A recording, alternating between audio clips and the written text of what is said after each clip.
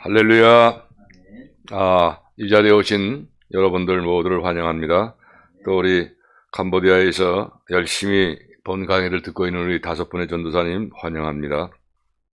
자, 오늘은 구약성서 강론의 강론 중에서 지난번에 그 모세오경 다 끝났죠? 이제 역사서 제2부로 해서 오늘은 여호수아와 또 사사기에 대해서 강의를 하도록 합니다.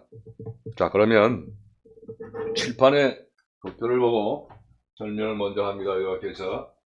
자, 여호수아는 역사적 상황과 신학적 메시지, 그리고 여호수아의 구성, 그리고 신축 연구 모두 4대지로서 강의를 합니다. 자, 그래서 이 대진 신학적 메시지에는 소지가 있어요. 소지가 4소지가 있는데, 약속의 성취, 또 가나안 유지 조건, 요 한문이 되어 있으니까 우리 캄보디아 우리 전도사님들 요 한문을 잘 보시면 돼요. 자, 3소지는 순종시 축복, 순종할 때의 축복. 또 4대지는 여호와의 성전. 자, 성전, 여기서 성전은 예루살렘 성전, 성전을 얘기하는 게 아니라 성스러운 전쟁, 그것을 의미하는 거예요. 그래서 한문을 써놨으니까 이해하시기 바래요. 자, 이렇게 되어 있고,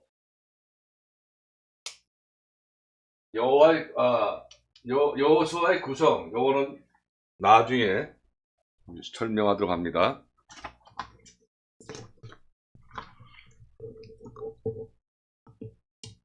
자, 먼저 역사적 제1소지인 역사적 상황에 대해서 이제 설명을 합니다.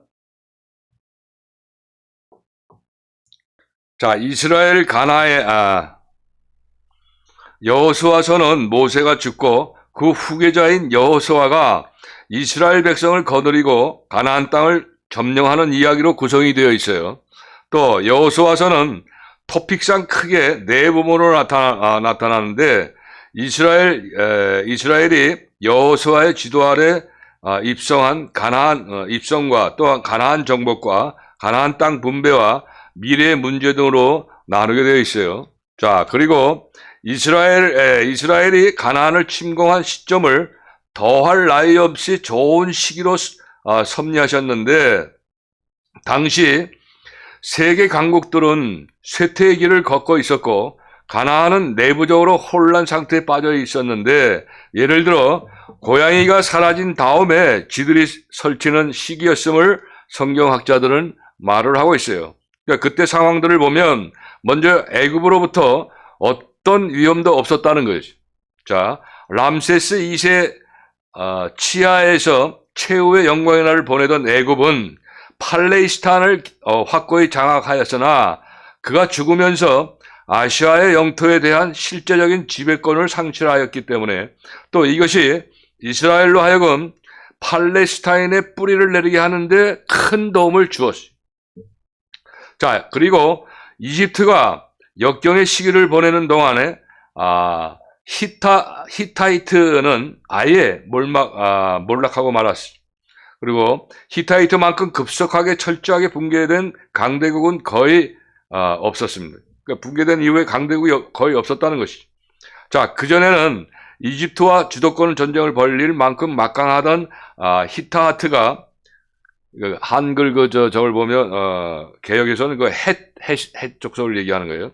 자, 주전 1240년 이후 이 30년 동안 민족 이동의 조류에 휩쓸리다가 그만 역사의 지도에서 영원히 사라지고 말았죠. 자, 하타이트가 붕괴하고 이집트가 쇠퇴하면서 아시리아, 그러니까 그때 당시 아수르를 얘기하는 거예요. 성경의 아수르. 아수르만이 명백을 유지하였다. 주전 13세기에 전성기를 누렸던 이 아수르도 주전 1197년경 트쿨티 리누르타 1세의 암살로 인해 한 세기 동안 약화의 시기로 접어들었고, 그 후 200년 동안 아랍인들의 거센 도전으로 아시리아는 200년 동안 침체에 빠지게 된, 이렇게 이스라엘은 어떤 강대국의 위협도 받지 않은 채 자유롭게 발전할 수가 있었어요. 그때 상황이. 자, 가나안은 하나의 문화권이었지만 정치적으로는 동질성이 없었어요. 당시 가나안은 봉건 사회였고 자기 중심적이고 전제적인 귀족 지배 계급 아래서 백성들은 권리가 없는 선민들, 즉 천민들로 전락하였습니다. 당시 가나안은 수많은 작은 왕국들과 도시국가들로 나누어서 서로 싸우고 있었고 부패한 애국 관리들에 의해 그 자산이 소진되어 있어서 붕괴 일보 직전에 있었습니다. 그리고 가나안인들은 분열되고 약화되어 있었어요. 그때 당시. 그리고 이스라엘 정복이 가능했던 것은 이스라엘 사람들이 정복이 가능했던 것은 바로 이런 시대적인 상황에 이룬 것이죠.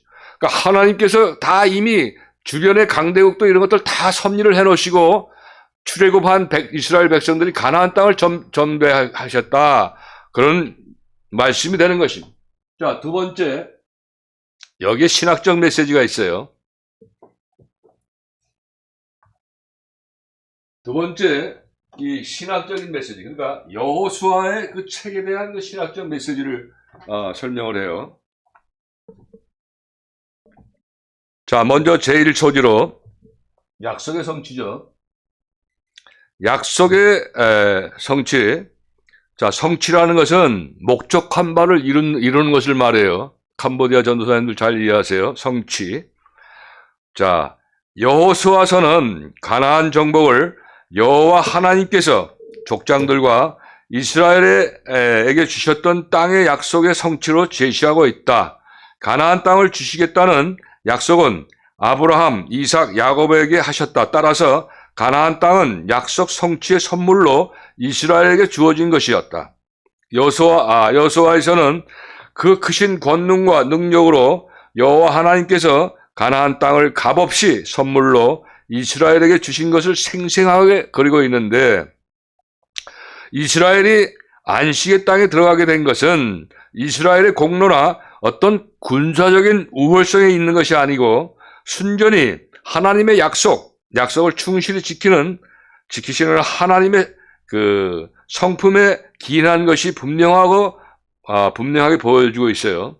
자, 이를 통해서 여호수아서를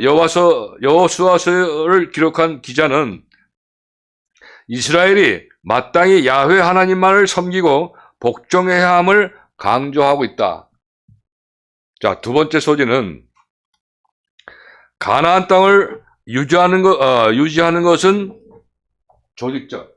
자, 여기서는 그냥 가나안 유지 조건으로 했어요. 유지 조건. 자, 이 유지와 조건, 한문으로 있죠. 유지와 조건. 자, 유지와 조건, 유지 조건이란 뜻은 어떤 상태나 상황을 그대로 보존하거나 변함없이 계속하여 지탱하기 위하여 갖추어야 할 상태나 요소를 말하는 조건을 얘기하는 거예요. 잘 이해하시기 바라요. 자, 여호수아서는 가나안 땅을 소유하고 거기서 안식을 향유하는 것은 조건적인 것임을 강조하고 있다. 하나님의 백성답게 계약에 충실해야 약속의 땅 안에서 안식을 누릴 수 있는 것이라는 것이다. 다시 말해 하나님의 원대한 구원의 목적 가운데서 이스라엘이 차지하는 위치가 무엇인지를 확실히 깨닫고 하나님만을 섬기기로 한 그 계약에 충실할 때만 안식을 향유할 수 있는 것이다. 이스라엘을 부르신 부르심의 목적이 무엇인가를 볼 줄 아는 믿음의 비전이 없고서는 땅을 소유할 수가 없는 것이다. 하나님의 구원의 역사의 광대한 지평선을 보지 못하고 오직 오늘의 하나님만을 생각할 때에 안식을 누릴 수 없는 것이다. 동시에 언약의 장소인 가나안에서 언약을 파기할 때 어떤 일이 일어나는지 잘 보여주고 있다. 아간의 사건이 이를 단적으로 보여주고 있다. 아간의 반역으로 인해 이스라엘은 아이성 공략 시 무참히 패배하고 말았다. 아이성은 작은 도시라 3,000명만 보내도 될 것이라고 할 정도로 무시했던 적들에게 오히려 피해를 36명의 이스라엘 백성이 전사하는 비극을 경험하게 되었던 것이다. 이 같은 역사적 사실들을 통해 여호수아 기자는 이스라엘이 처한 상황을 설명하면서 결단을 요구하고 있는 것이다. 그러므로 이제는 여호와를 경외하며 성실과 진정으로 그를 섬길 것이라. 너희의 열조가 강 저편과 애굽에서 섬기던 신들을 제하여 버리고 여호와만 섬기라. 만일 여호와를 섬기는 것이 너희에게 좋지 않게 보이거든 너희 열조가 강 저편에서 섬기던 신이든지 혹 너희의 거하는 땅 아모리 사람의 신이든지 너희 섬기는 자를 오늘날 택하라. 오직 나와 내 집은 여호와를 섬기겠노라. 여호수아서 24장 14절 15절 말씀이죠. 자, 이렇게 해서 이제 두 번째 소지고 신학적 말씀드렸고, 자, 세 번째 순종시 축복. 순종하면 하나님 말씀을 순종하면 축복을 받는다는 것을 설명해요. 자, 여호수아서는 이스라엘의 미래를 청사진을 제시하고 있다. 이스라엘이 하나님 말씀에 순종할 때 가나안 땅에서 어떤 일까지 가능한지를 보여주고 있다. 요단강이 갈라지고 여리고성이 무너지며 야알론 골짜기에 태양이 머무는 등의 일이 가능함을 보여주고 있다. 신명기 6장 10절에서 11절에서 약속한 모든 축복이 실제로 가능함을 보여주고 있다. 자, 성경 말씀이 이렇게 되어 있죠. 네가 건축하지 아니한 크고 아름다운 성읍을 얻게 하시며 네가 채우지 아니한 아름다운 물건이 가득한 집을 얻게 하시며 네가 파지 아니한 우물을 얻게 하시며 네가 심지 아니한 포도원과 감람나무를 얻게 하심으로 너로 배불리게 먹게 하실 때라고 신명기에서 말씀하시죠. 이렇게 해서 축복을 하게 말씀을 순종하게 되면 하나님 반드시 축복한다는 요게 신학적 메시지예요. 여호수아서에. 자, 그리고 마지막 네 번째 소지로서 이 여호와의 성전 아까도 말씀드렸지만 성전은 이 예배드리고 제사드리는 성전이 아니고 성스러운 전쟁을 이야기해요. 그러니까 영적 전쟁을 이야기하는 것이죠. 하나님은 내가 거룩하니 너희도 거룩하라. 바로 이 영적 전쟁에 의해서 이것을 주문하신 것이에요. 자, 가나안 정복은 여호와의 성전이며 이스라엘은 여호와 하나님의 땅을 정복하기 위해 그의 군대로서 봉사하는 것이다. 많은 현대 독자들은 여호수아서를 혐오스러운 책으로 간주하는 경향이 있다. 실제가 그래요. 자, 가나안 민족을 남녀노소가 가릴 것 없이 진멸하라는 명령과 이를 실제로 실행하는 성전의 개념은 너무나 야만적이며 잔인한 것이다. 즉 현대인의 윤리적인 개념으로선 도저히 용납할 수도 없고 납득할 수도 없는 것이다. 그러나 이것은 현대 독자들이 여호수아서를 더 큰 문맥 안에서 이해하지 않기 때문에 생긴 오해라고 볼 수 있다. 우리는 바벨탑 사건 또 이후의 모든 인간이 하나님의 심판과 저주 아래 있음을 유념해야 한다. 바벨탑 사건이 무엇인가?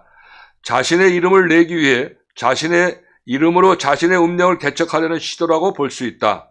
이에 대해 하나님께서는 이들을 심판하시고 저주하셨다. 따라서 바벨탑 이후 시대를 살아가는 사람들은 누구나 하나님의 심판과 저주 아래 있는 것이다.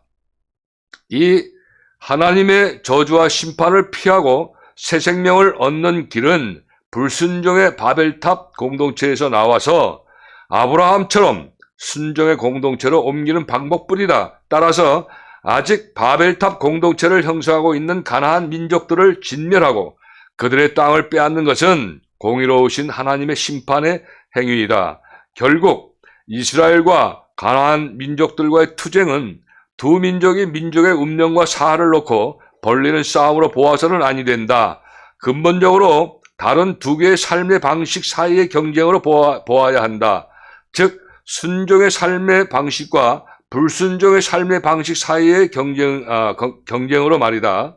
바벨탑 공동체는 스스로 자신의 운명의 방향을 결정하고 자기를 자기의 삶의 주인으로 모시고 산다. 따라서 이같이 불순종하는 공동체의 땅은 마땅히 정복되어야 하는 것이다. 하나님께서 그의 땅에 들어와 불순종의 삶을 사는 자들에게서 그의 땅을 되찾아 그의 백성에게 선물로 나누어 주시는 모습을 여호수아에서 그리고 있는 것이다. 이 점에서 여호수아에서는 신약 시대와 마찬가지로 성취된 종말론의 모습을 드러난다.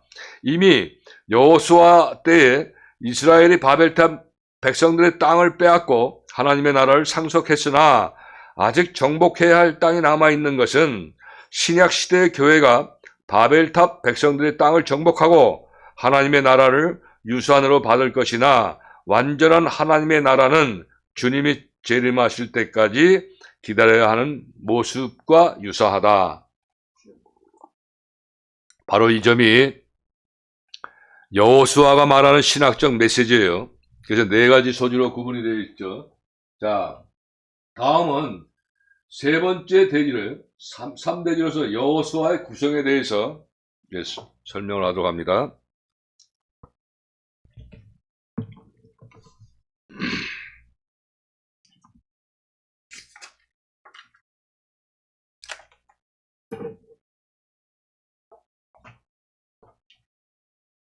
자, 여호수아의 구성 초점은 분할과 정복, 그 다음에 제2부는 분할과 정착을 초점을 맞췄어요. 그 다음에 구분은 가나안 입성 1장에서 5장까지는 이제 이스라엘 백성들이 가나안 땅을 입성하는 그것을 구분이 되어 있죠. 다음에 가나안 정복 6장에서 12장까지 가나안 땅을 정복하는 그런 말씀으로 구분이 되어 있어요. 다음 땅 분배는 이제 이스라엘 백성들에게 각 지파대로 땅을 분배해 주는데 그게 13장에서 22장까지의 말씀으로 기록이 되어 있고, 그 다음에 여호수아의 작별은 23장, 24장에 기록이 되어 있어요. 이게 구분이 되어 있는 거고, 표제는 이 1장에서 5장까지는 가나안 땅을 소유하게 되는 것, 그 다음에 6장에서 12장까지는 땅을 정복하는 것에 대해서, 그 다음에 땅 분배 13장에서 23장까지는 가나안 땅을 분할하는 것을 이제 주제로 말씀되어 있고, 그 땅에 정착함 23장, 24장은 정착하는 것이 표제로 되어 있어요. 그 다음에 장소는 요단의 서부 가나안 9 반지파. 요 반지파는 여기서도 후반부에도 반지파가 나와요. 요단 동부, 요단 건너편에 두 지파 반, 그리고 요 반지파는 바로 므낫세 지파를 얘기하는 거예요. 1부와 2부에 나눠서. 다음에 기간은 이 전반부는 7년 동안 이루어졌던 것이고, 후반부는 18년 동안 이루어졌다는 것을 말씀드려요. 자, 이렇게 해서 여호수아의 구성이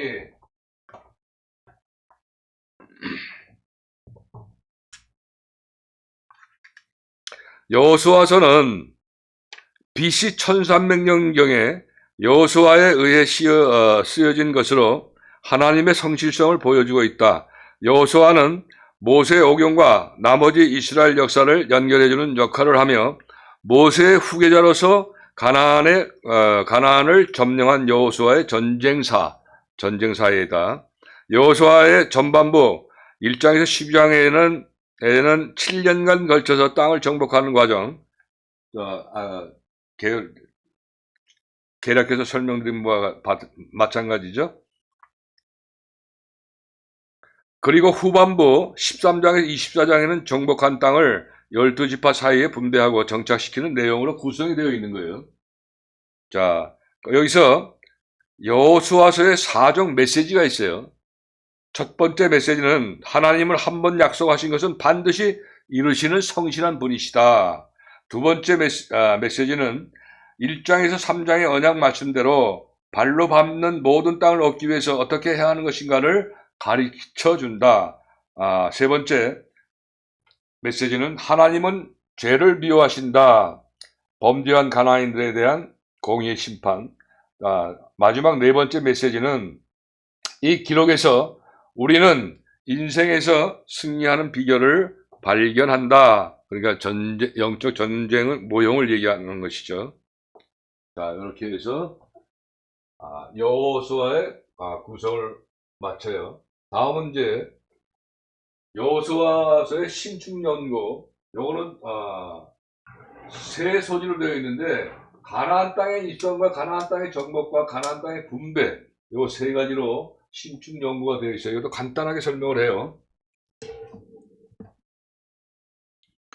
자, 가나안 땅 입성은 장소는 모압들과 요단강, 인물은 여호수아와 이스라엘 백성이고, 약속의 땅에 가까이 접근해서 경계선 근방 요단강변에 진치고 있는 이스라엘 백성은 여호수아의 명령만 기다리고 있는 것이다. 앞으로 전진하라. 이것이 전부였다. 하나님께서는 명령에 앞서 여호수아에게 말씀하셨다.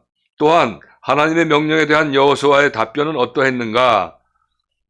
1장 16절을 읽어보면 알 수가 있겠죠. 목표는 섰다. 두 사람의 정탐꾼을 여리고성에 보냈다. 그곳에 하나님의 기묘한 구원의 역사가 있었다. 그들이 요단을 건너야 했을 때는 요단강에 범람하는 시기였다. 요단에 발을 들여놓는 것은 익사를 자초하는 것이었죠.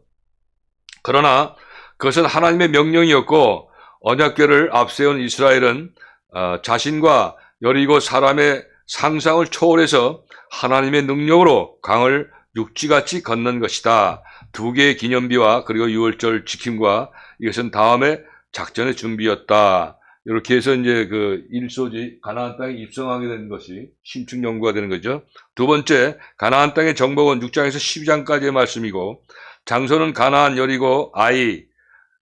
여리고성, 아이성, 가나안성, 인물은 여호수아와 이스라엘 백성들이죠. 자, 여기서는 중앙부 전투, 요거는 6장에서 8장, 남방 전투는 9장에서 10장, 북방 전투는 11장으로 이어져 가고 있죠. 그리고 여리고성은 이중으로 되어 있었으며 자연암석 위에 세운 육중한 육자 두께의 차곽성, 12에서 15자의 간격을 두고 또 12자에서 두께의 내성, 30자 높이의 이 위대한 성을 무찌르기 위한 이스라엘의 무기는 제사장과 언약궤, 백성들, 라팔 부는 사람이 고작이었고, 전설은 매일 한 바퀴 7일째 돌고 나서 외침뿐이었었다. 하나님의 지시대로 거행한 이스라엘 백성 앞에서는 여리고성의 붕괴와 정복, 하나님의 영광을 보게 되었다. 순종만이 획득할 수 있는 하나님의 능력이었다. 아이성 실패 외 죄는 아간이 혼자 지었으나 하나님께서는 이스라엘이 죄를 지었다고 하셨다. 자, 여리고성이 엄청, 저도 지난번에, 한 2년 전에 그 여리고성을, 갔었는데, 성지순례로 해서, 지금도 그 잔해가 남아있어요. 아주 엄청나게 지금 설명한 대로, 12차, 두께가, 성 두께가 막 폭만 해도 엄청나게 넓고 그런 성이 무너졌다는 것이죠. 자, 이것은 하나님의 말씀을 순종할 때 얻게 되는 그런 축복인 것이죠. 그것을 지금 말씀하고 있어요. 그 세 번째 소지는 가나안 땅의 분배, 장소는 길갈이고 인물은 여호수아와 갈렙, 이스라엘 백성이죠. 자, 이제 나이가 90세가 된 여호수아는 가나안 땅 정복이 다 끝나지 않았음을 알고 이 과업을 이스라엘의 자녀들이 성취하도록 땅을 분배하여 주었다. 정복한 땅은 대부분 산악지대였고 중심부인 도시나 이 평야는 아직 적의 수중에 있었다. 앞으로 그들 자손이 정복할 것이다. 지금 우리가 어떤 처지에 있더라도 더 나은 것을 주님의 뜻으로 목적 삼을 때 이루어진다. 자, 이렇게 해서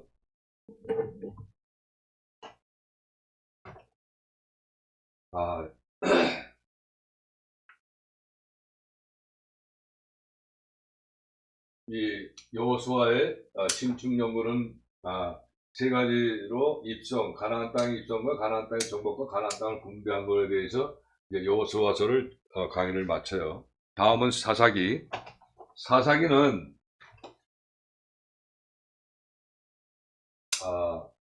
개요와 그 기록 연대, 기자의 기록 연대, 그 다음에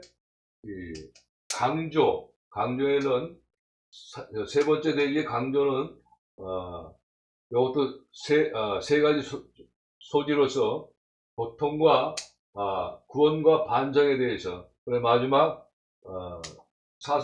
네 번째 사사기 구성, 그 다음에 다섯 번째로 신축 연구. 그래서 모두 5대지로 사사기를 구성에 대해서 설명을 해요.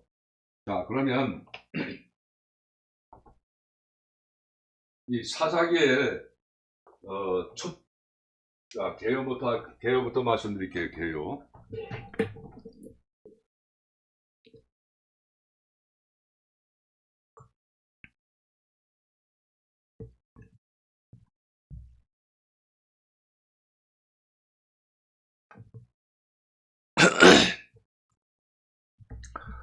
사사기는 모두 21장으로 되어 있어요.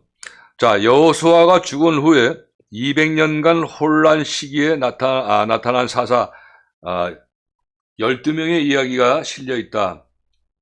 가나안 땅에 들어와 정책을 하고 나니 긴장이 풀렸을 뿐만 아니라 유목민으로 지내며 문화적으로 보잘것없던 민족이 발달한 농경사회에 들어가 살게 되면서 가지가지의 유혹을 받을 수밖에 없었다. 그래서 그들은 하나님을 배신하는 자리에 빠졌고 하나님은 그들을 벌하실 수밖에 없었다. 즉 이방 사람들의 압박을 받도록 방치하셨다. 이렇게 해서 오랫동안 고통을 당하게 되면 그 백성은 하나님께서 부르짖으면 애원을 한다. 하나님은 긍휼을 베풀어 지도자를 보내어 그들을 도탄에서 건지게 하신다. 이러한 사람을 바로 사사라고 불렀다. 사사의 노력으로 해방을 얻어 얼마 동안 평안한 날을 보내게 되면 그 우둔한 백성은 또다시 배신하고 타락한다. 그러면 다시 하나님께서 벌하신다. 백성은 또다시 하나님께 부르짖는다. 하나님은 또 사사를 보내어 그들을 구출하게 하신다. 이렇게 꼭 같은 일을 계속 반복되는 역사가 사사기에 기록되어 있다. 사사 중에 유명한 사람은 여사사인 드보라, 또 기드온, 입다, 그리고 삼손 입니다. 자, 그리고 비록 알려지진 않았지만 이 똘라 사사를 주목하시기 바라요. 심층연구에서 그 이유를 설명합니다. 자, 드보라는 이렇게 개요를 설명할게요. 짧게.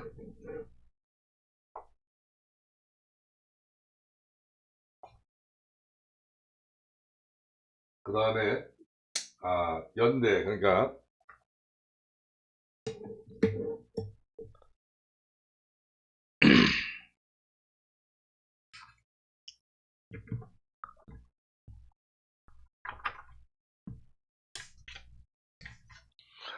자, 기자와 기록연대, 연대 제1소지, 제1대지. 전승에 따르면 사무엘이 사사기를 썼다고 하나 실제로 기자는 불분명하다. 사무엘이 사사 시대로부터 일부 기사들을 모으고 다윗 왕정과 연관된 나단과 갓이 자료의 형성과 편집에 영향을 미쳤을 가능성은 있다. 저작 연대 또한 분명치 않다. 그러나 왕정 시대인 것만큼은 분명하다. 그때는 이스라엘에 왕이 없었고라는 표현이 자주 등장하고 있는데 이는 왕정 수립 이유를 가리켜 말하는 것이 분명하다. 여부스인들이 아직 예루살렘을 장악하고 있는 것을 보면 다윗이 주전 1000년경 예루살렘을 정복하기 전인 것 같기도 하다. 그러나 17장에서 21장에 이스라엘의 왕이 없을 때라는 어구는 왕정의 혜택을 본 다음의 상황을 암시하기도 한다. 이렇게 해서 이제 그 기록 연대에 대해서 설명을 드렸습니다. 다음은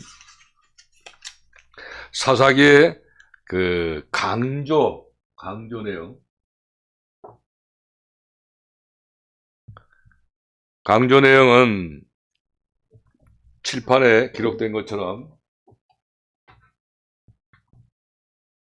이 세 가지 소지로 되어 있어요.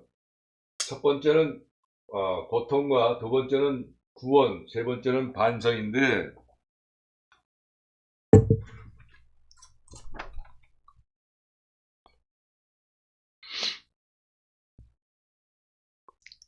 자, 첫 번째 소지인 고통은 박해와 고통을 얘기해요.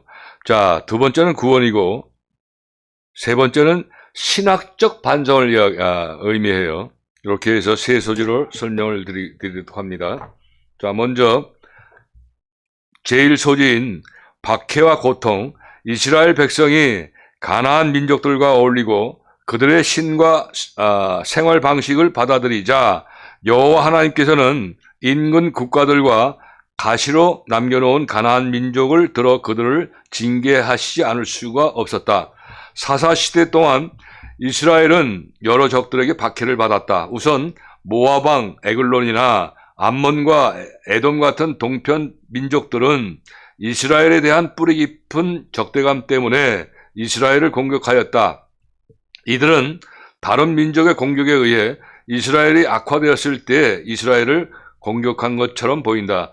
한편 하솔 왕 야빈 같은 가나안인들은 여호수아에 의해 빼앗긴 땅을 되찾기를 원하였다. 블레셋인들은 지중해 연안에서 가나안에 이주해온 민족으로서 가나안 땅을 놓고 이스라엘과 사흘 간 영토 전쟁을 벌일 수밖에 없었다. 한편 미디안인들과 아말렉인들은 땅을 정복할 의사가 없는 사막 거주민들로서 추수기에 식량을 탈취하고 약탈하기 위해서 이스라엘을 공격한 것이었다. 어찌되었든 이방 민족의 외침은 이스라엘의 불순종을 징계하려는 목적으로 하나님께서 이용을 하신 것이죠.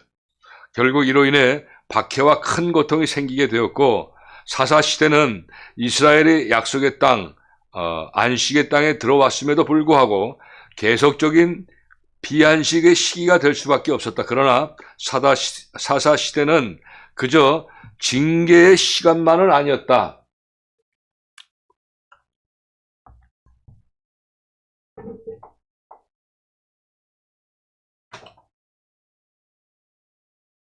바로 첫 점은 요거 이제 자세히 구성에 가서 설명을 할게요. 우선 요거에 대한 말씀을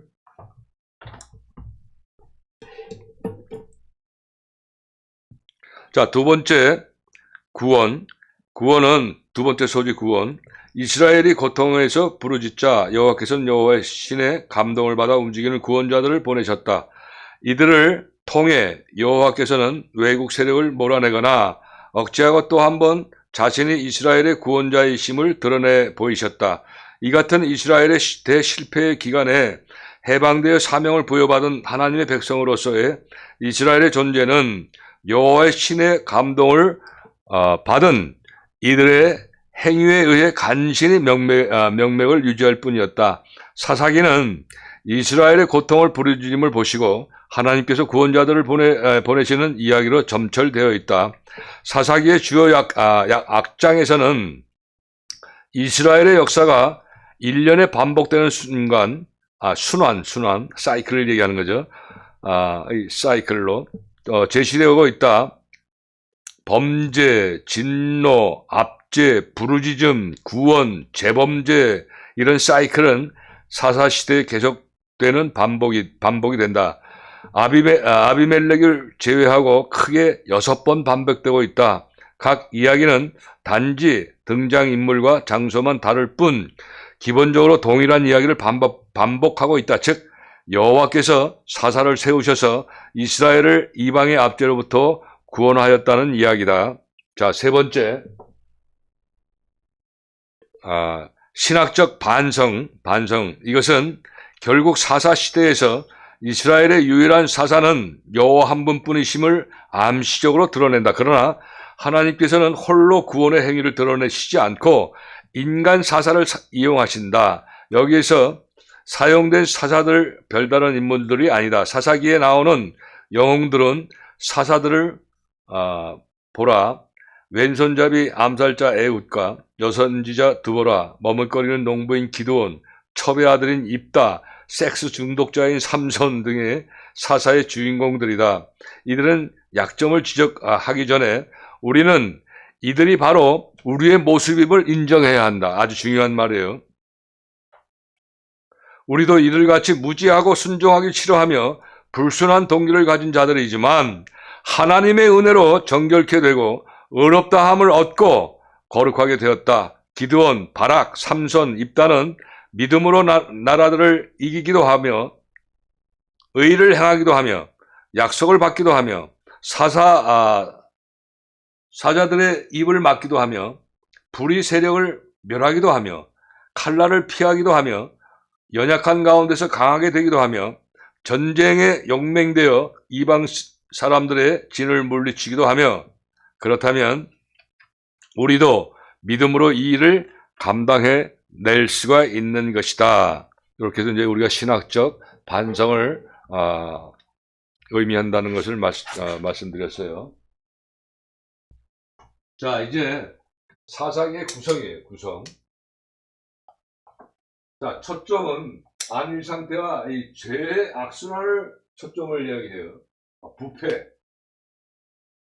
그 다음에 9번은 과도기와 그 속에 대해서 1장에서 2장. 그 다음에 제1변절. 이거는 이제 이스라엘 백성들이 또 사사기에 의해서 이스라엘 백성들이 변절된 것을 1장에서 3절에서 악순환이죠, 악순환. 제2변절, 3절, 4번절, 5번절, 6번절, 7번, 7번 동안 순환이 되는 거예요. 그래서, 부패 쪽에서는 우상숭배, 부도덕을, 마지막 부분에 가서 17장에서 21장이 이제 마지막 일인데, 거기에서 이제, 우상숭배, 부도덕을 확실히 나타나는 것이죠. 다음, 주제는, 이 사사기의 주제는, 머릿말은 본론을 이야기하는 거고, 또, 주제는 이스라엘의 실패, 타락의 역사와 그 결과에 대해서, 이 사사기의 주제가 구성이 되어 있어요. 다음에 무질서와, 그 다음에 이 장소는 가나안과 요압 건너편에 장소가 되어 있고, 기간은 바로 약 350년 동안에 이루어졌던 거예요, 사사기가. 자,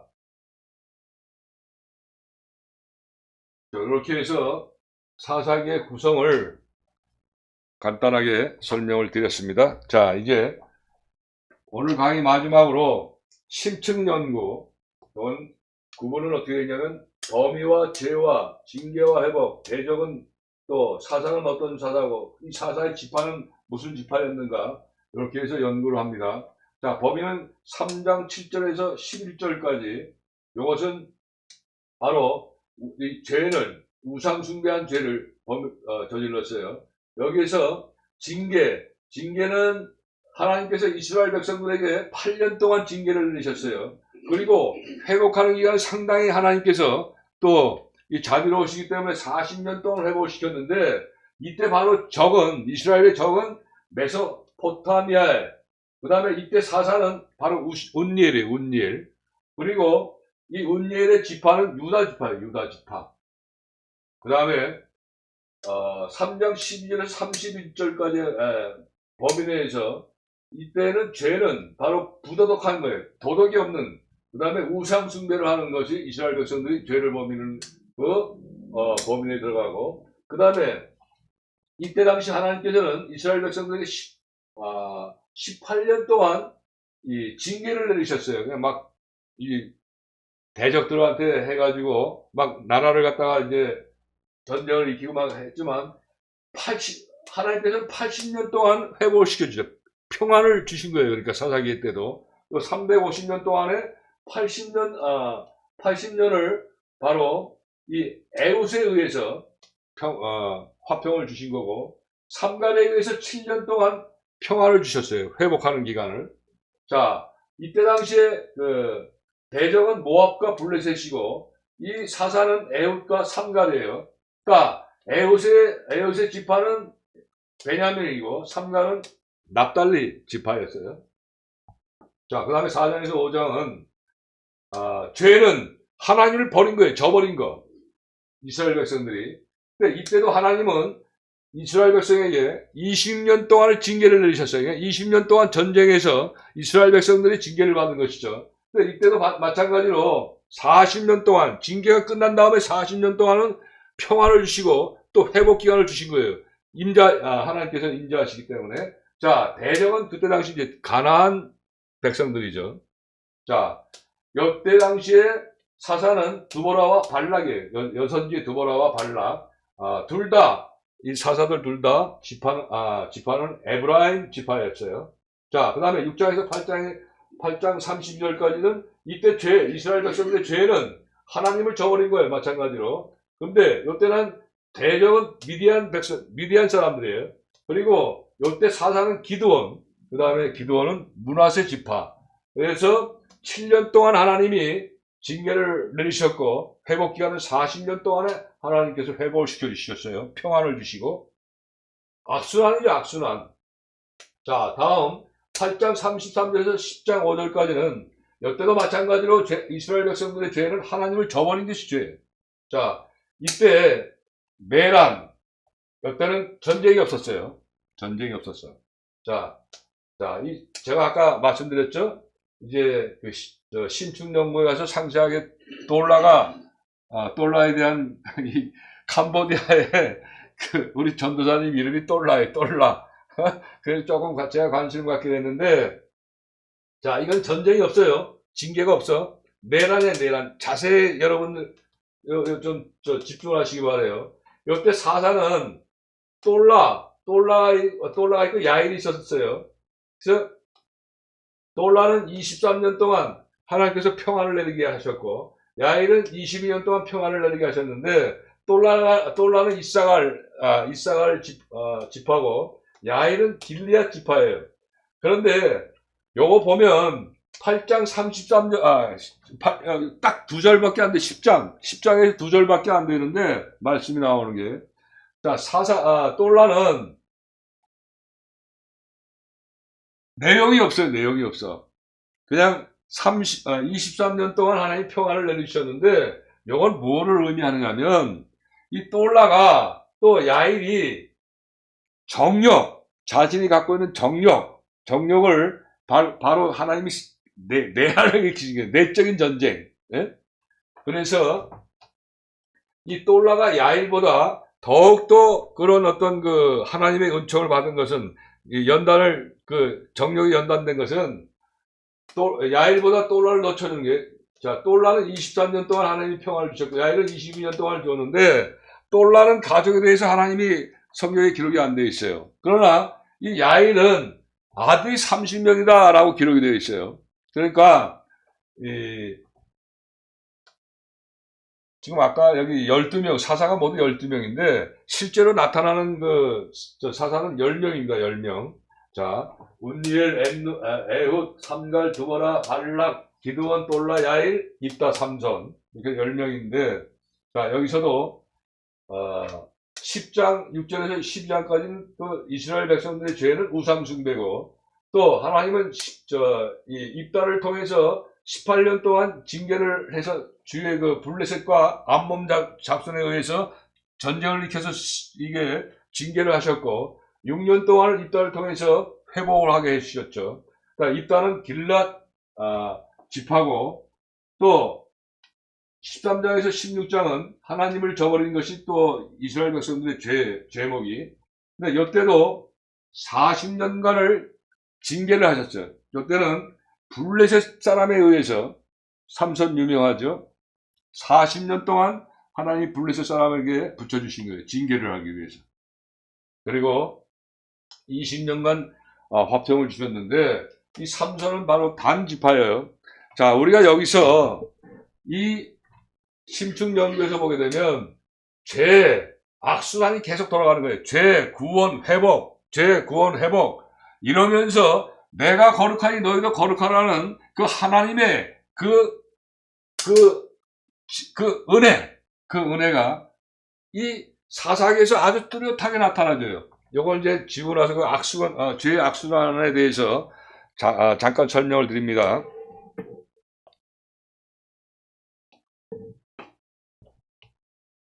자, 우리 캄보디아 우리 전도사님들 요거 나중에 지금 지우고 다시 그릴 테니까 요건 나중에 또 정확하게 다시 공부하기 바래요.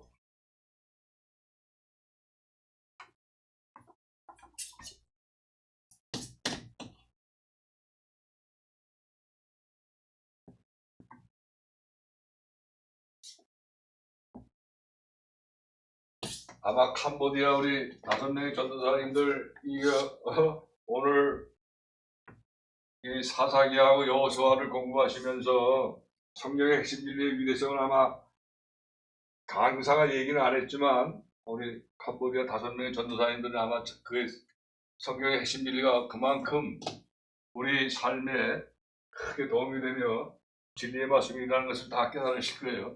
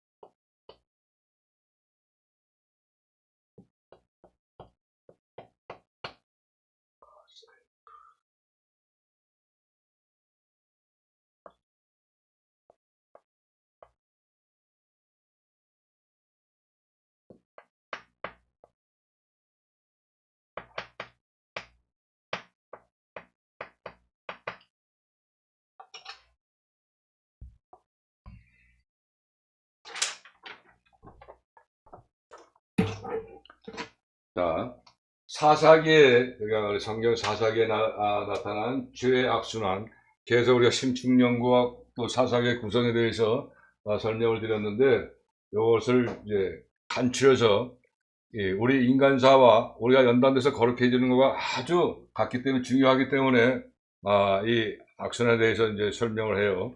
자, 사사기와 구약 성경의 전 이스라엘 역사는 하나님에 대한 선민의 타작과 배반, 그로 인한 고통, 새삼스럽게 각성한 자들의 회개와 끝없이 용서하시는 하나님의 구원, 그러나 다시 타락하는 선민들의 가히 환멸스러운 타락의 악순환으로 점철되어 있다. 그러나 여기서 유의할 사실이 있다.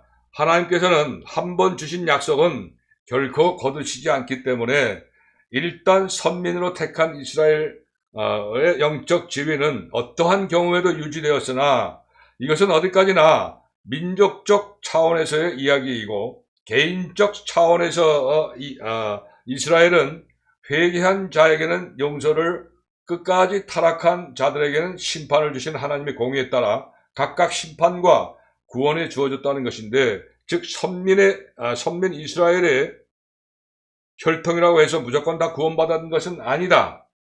한편 이와 같은 이스라엘 역사는 현대의 우리들에게도 큰 영적 교훈을 준다. 즉 개인적으로 한 번 회개에 중생한 성도는 비록 실수하고 쓰러지더라도 어제보다 오늘이, 그리고 내일이 더욱더 주님께 다가가는 성화의 삶을 살아가야 하는데, 주님을 받아들인 자가 한자리에서 아래 도표와 같은 악순환만 되풀이한다면 그는 구원을 받아도 부끄러운 구원밖에는 못 받을 것이다. 고린도전서 3장 15절 말씀이 있죠. 따라서 비록 죄의 순환에서 완전히 벗어날 수는 없다 하여도 우리는 제자리 악순환들을 탈피하여 앞으로 전진함으로써 천국에서 더욱 칭찬받는 자가 되도록 애써야 할 것이다.